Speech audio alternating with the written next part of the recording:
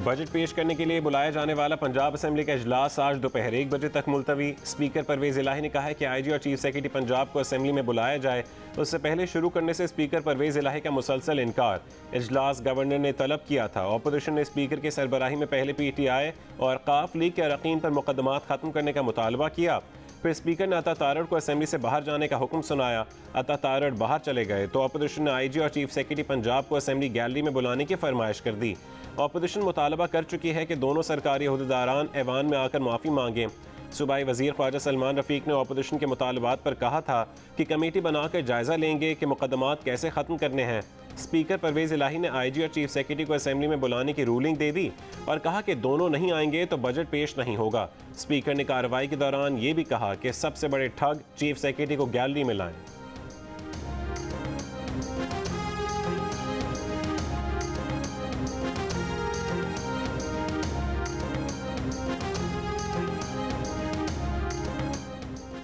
Speaker Parvez इलाही ने आइन की धज्जियां उड़ाने का कोई मौका नहीं छोड़ा। पंजाब के सूबाई वजीर अवैस लगारी का बयान, कहा कि हमारा अवामी बजट तक सुनना गवारा नहीं किया गया, ये आइन शिकनी है। इन लोगों ने 3 महीने से असेंबली को पहलवानों का अखाड़ा बनाया हुआ है। सूबाई वजीर अता तारड़ बोले, पंजाब में चंद महीने से आइन शिकनी का सिलसिला जारी है, आज उसका एक और शाखसाना देखा।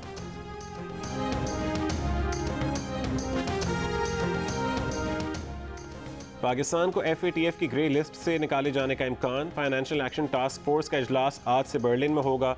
वज़ीर मुमलिकत खारजा हिना रब्बानी खर पाकिस्तानी वफ़द की क़यादत करेंगी। पाकिस्तान ने 7 में से 6 अहदाफ हासिल कर लिए। मनी लॉन्ड्रिंग, दहशतगर्दों की माली मुआवनत रोकने के लिए शराइत पर अमल दरामद किया। इजलास में पाकिस्तान की रिपोर्ट का जायज़ा 15 और 16 जून को लिया जाएगा। पाकिस्तान का नाम जून 2018 से FATF की ग्रे लिस्ट में है। गुज़श्ता इजलास में पाकिस्तान की कारकर्दगी की तारीफ की गई, लेकिन नाम ग्रे लिस्ट से नहीं निकाला गया। शहबाज शरीफ और हमजा शहबाज के खिलाफ कोई शहादत नहीं, मुल्ज़िमान की हिरासत भी दरकार नहीं। मनी लॉन्ड्रिंग केस में स्पेशल कोर्ट सेंट्रल ने शहबाज शरीफ और हमजा शहबाज की जमानत कंफर्म करने का तहरीरी फैसला जारी कर दिया। फैसले के मुताबिक शहबाज शरीफ और हमजा शहबाज के खिलाफ करप्शन, इख्तियारात का नाजायज़ इस्तेमाल और रिश्वत के इल्ज़ामात पर अभी कोई शहादत मुयस्सर नहीं है। इल्ज़ामात पर ट्रायल में मज़ीद तहक़ीक़ात की ज़रूरत है। तफ्तीशी अफसर ने पुलिस डायरी में आज तक नहीं लिखा कि उन्हें तफ्तीश के लिए मुल्ज़िमान की हिरासत दरकार है। शहबाज शरीफ और हमजा शहबाज 27 जनवरी 2022 से बुरी जमानत पर हैं। उन पर जमानत के गलत इस्तेमाल का भी इल्ज़ाम नहीं। केस की तफ्तीश मुकम्मल हो चुकी है और चालान भी जमा है। गिरफ्तारी से कोई फ़ायदा नहीं होगा। नैब केसेस की हिरासत के दौरान जेल में उनसे 18 दिसंबर 2020 और 8 जनवरी 2021 में 2 बार तफ्तीश हुई। इस तफ्तीश के बाद FIA 5 महीने खामोश रही, जिससे बज़ाहिर FIA की बदनीयती ज़ाहिर होती है।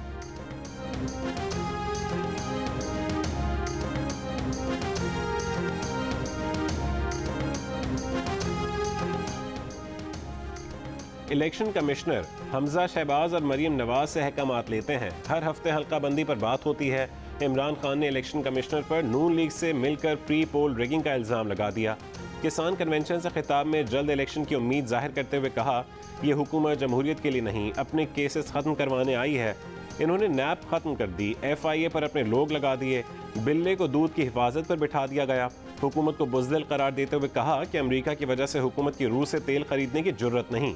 भारत तेल के साथ हथियार भी रूस से ले रहा है, लेकिन गुलामों को इजाज़त नहीं। ये वो करेंगे जिसका हुक्म अमेरिका से आएगा। इमरान खान दावा कर रहे हैं कि रूस ने पेट्रोल गंदम 30% सस्ता देने की पेशकश की थी। क्या ये दुरुस्त है? रूसी सफ़ीर से सवाल। पाकिस्तान में रूस के सफ़ीर ने जवाब दिया कि 2020 में रूसी वजारत ज़राअत और पाकिस्तान की नेशनल फूड सिक्योरिटी के माबैन एक MOU हुआ था, जिसके तहत गंदम फराहम की गई, लेकिन तेल से मुतालिक बातचीत किसी नतीजे पर नहीं पहुंची थी। मजीद कहा कि इस बात पर तबसरा नहीं कर सकते, ये पोशीदा बातचीत थी। पाकिस्तानी बजट पर IMF का रद्दअमल सामने आ गया। IMF ने कहा है कि पाकिस्तान की मुआशी सूरत हाल पर नज़र है, पाकिस्तान में मैक्रो लेवल इस्तेहकाम चाहते हैं।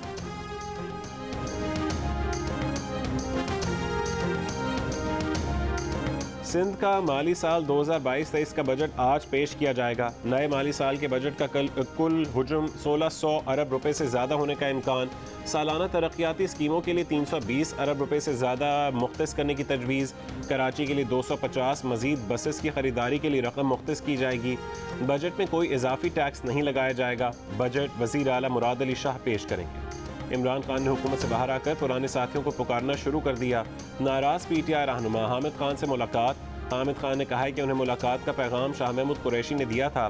इमरान खान ने मुलाकात में कहा है कि जहांगीर तरीन और अलीम खान के बारे में आप जो कहते थे ठीक कहते थे। काजी फायज ईसा के खिलाफ मुकदमे पर भी आपकी राय दुरुस्त थी। हामिद खान ने बताया कि इमरान खान जब हुकूमत में थे तो काजी फायज ईसा केस में उनकी बात सुनकर नाराज़ हो गए थे। उनका रवैया हमेशा से एंटी इस्टेब्लिशमेंट रहा है। इस्टेब्लिशमेंट का सियासी किरदार होना ही नहीं चाहिए। इमरान खान ने उनकी इस बात से भी इत्तफाक किया। उन्होंने इमरान खान को बताया कि जहांगीर तरीन और अलीम खान तो चले गए, मगर अब भी कुछ लोग आपको मिसलीड करेंगे जिनका इस्टेब्लिशमेंट से ताल्लुक़ रहा और जो मौका परस्त हैं। हामिद खान के साथ नजीब हारून भी मौजूद थे, जबकि तस्नीम नूरानी किसी मसरूफियत की वजह से साथ ना जा सके।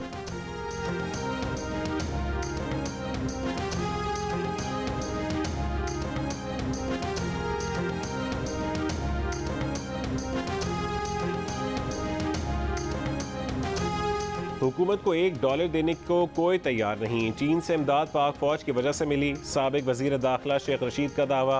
कहा कि अक्सरियत हुकूमत से जान छुड़ाना चाहती है। हुकूमत को बेसाखियों का सहारा है जो जल्द गिरने वाली हैं। नून और शीन के हालात जल्द सामने आएंगे।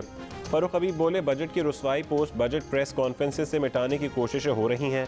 कौम जान चुकी कि इम्पोर्टेड सरकार मुसल्लत करने का हदफ उभरती मईशत का जनाजा निकालना है।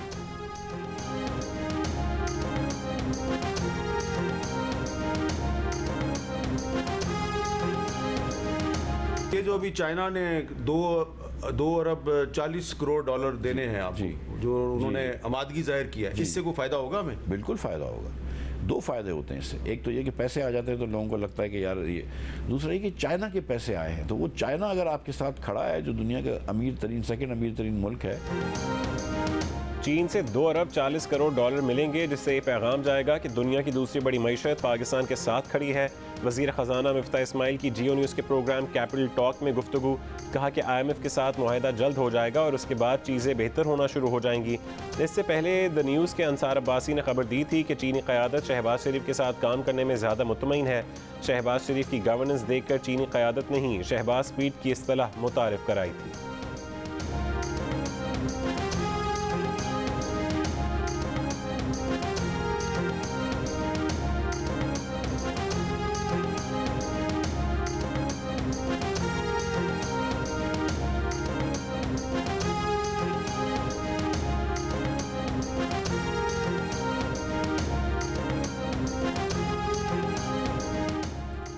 सिंध में बल्दियाती इंतखाबात के पहले मरहले की तैयारियां जारी। मीरपुर खास डिवीज़न के 3 अजला उमरकोट, थरपारकर और मीरपुर खास में मजमूई तौर पर 160 उम्मीदवार बिला मुकाबला कामयाब हो चुके। इनमें से बड़ी तादाद का ताल्लुक पाकिस्तान पीपल्स पार्टी से है। मुतादिद आज़ाद उम्मीदवार भी कामयाब।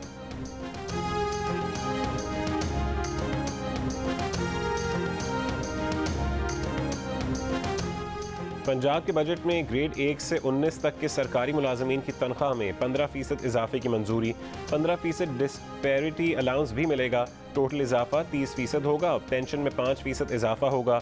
3226 अरब रुपए मालियत के बजट को रोशन राहें नया सवेरा का नाम दिया गया है।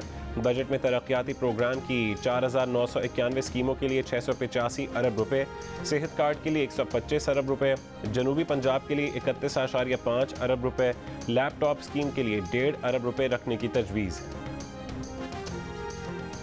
खैबर पख्तूनख्वा हुकूमत का सरकारी मुलाजमीन की तनख्वाह में 16 और पेंशन में 15% इजाफे का ऐलान। ग्रेड 6 से 16 तक पुलिस शोहदा पैकेज को बढ़ा दिया गया। सूबाई वजीर ख़जाना तैमूर सलीम झगड़ा ने 1332 अरब रुपए का बजट पेश कर दिया। बजट को खुददार बजट का नाम दिया गया। 93 अरब रुपए की गैर मुल्की इमदाद भी बजट में शामिल। पिछले साल के मुकाबले में सेहत के बजट में 55 अरब का इजाफा। जुमे को वर्क फ्राम होम का फैसला। सूबाई वजीर ने कहा है कि जुमे को वर्क फ्राम होम से 2 से 5 अरब रुपए की बचत होगी। नौजवानों को 25 अरब रुपए का कर्जा फराहम किया जा रहा है। इंसाफ रोजगार स्कीम के लिए 1 अरब रुपए रखा गया है। छोटे कारखानों के लिए कर्जों की मद में 12 अरब रुपए रखे गए।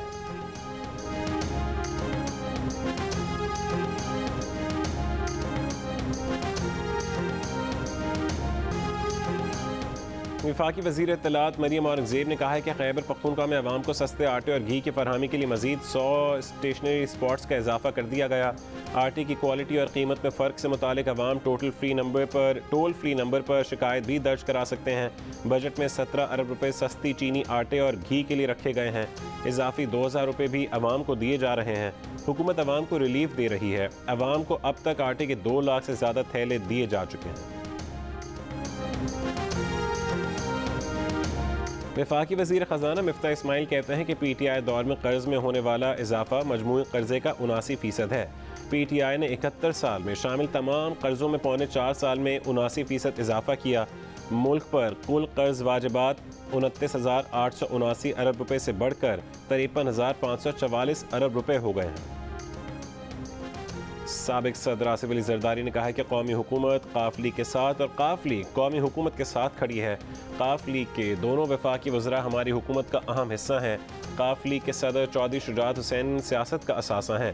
आसिफ अली जरदारी के वफाकी वज़ीर चौधरी सालिक हुसैन के क़यामगाह पर चौधरी शुजात से मुलाकात में गुफ्तगू। चौधरी शुजात हुसैन ने कहा है कि काफ लीग कौमी हुकूमत के साथ हाथ में हाथ डालकर खड़ी है। काफ लीग अपना वादा निभा रही है और निभाती रहेगी। तारिक बशीर चीमा ने बताया कि आसिफ अली जरदारी आज हमें बाकायदा तौर पर काबीना का हिस्सा बनने पर मुबारकबाद देने आए थे।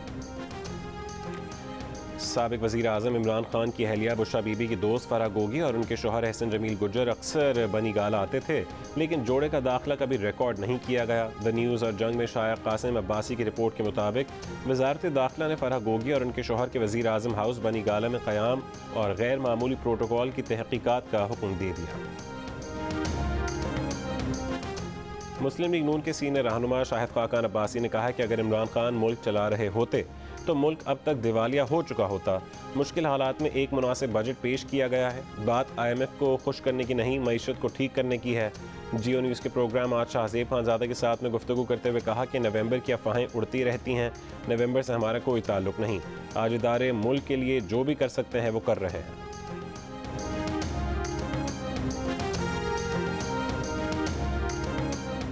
मुनव्वर अराकीन के खिलाफ रेफरेंसेस खारिज करने का फैसला सुप्रीम कोर्ट में चैलेंज।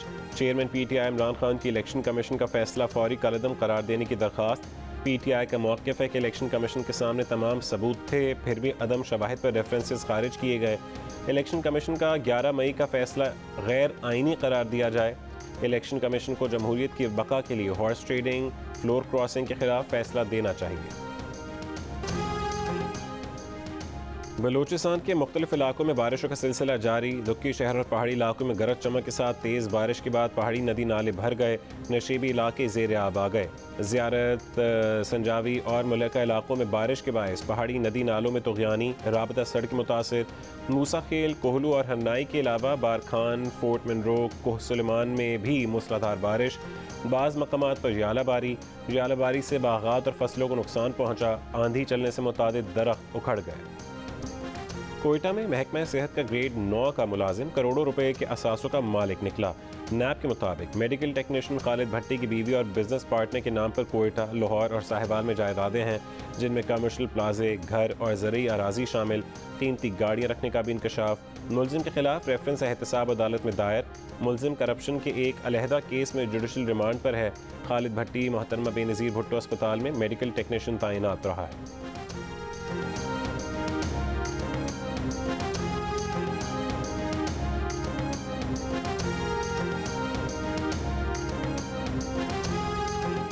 आज न्यूज़ के असाइनमेंट एडिटर नफीस नईम को कराची के इलाके नाज़िमाबाद से अगवा कर लिया गया।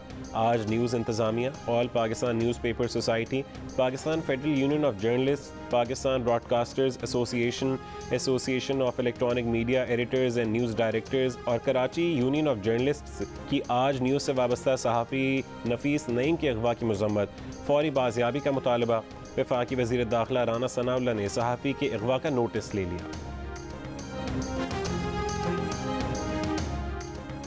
वज़ीर आज़म शहबाज शरीफ का कहना है कि भारत के असल जमहूरी चेहरे की हकीकत दुनिया के सामने है। भारत जाबिराना हथकंडों से भारतीय मुसलमानों को दबाने की कोशिश कर रहा है। इन इक़दामात का मकसद भारतीय मुसलमानों को सियासी, इक़्तिसादी, सकाफ़ती तौर पर मज़ीद पसमानदा करना है।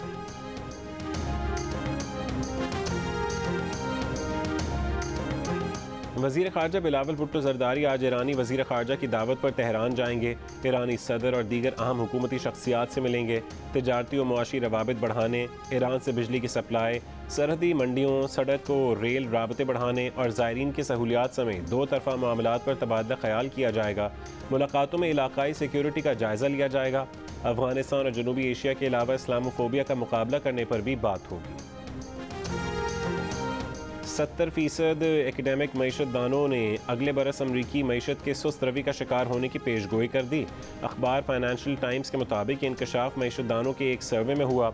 अमरीका में महंगाई 40 बरसों में सबसे बड़ी सतह पर पहुंच चुकी, जिसके बाद अमरीकी फेडरल रिजर्व शरह सूद में इजाफे की जानिब गामजन है।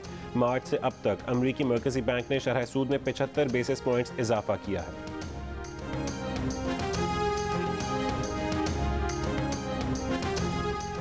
शाम में फंसे 165 पाकिस्तानियों को लेकर कौमी एयरलाइन का खुसूसी तैयारा कराची एयरपोर्ट पहुंच गया। दमिश्क एयरपोर्ट को इसराइली हमले से नुकसान के सबब ज़ायरीन हलब के रास्ते लाए गए।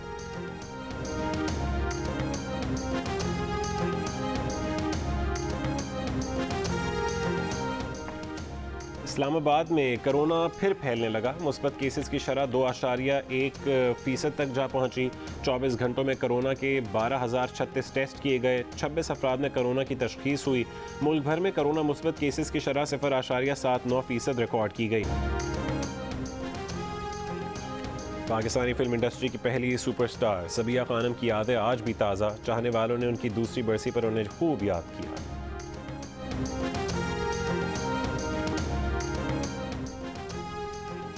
एशियन साइकिलिंग चैंपियनशिप के लिए पाकिस्तान साइकिलिंग टीम को भारत के वीज़े अब तक नहीं मिल सके। पाकिस्तान टीम को 15 जून को भारत रवाना होना है। एशियन साइकिलिंग चैंपियनशिप 18 से 22 जून तक दिल्ली में होगी।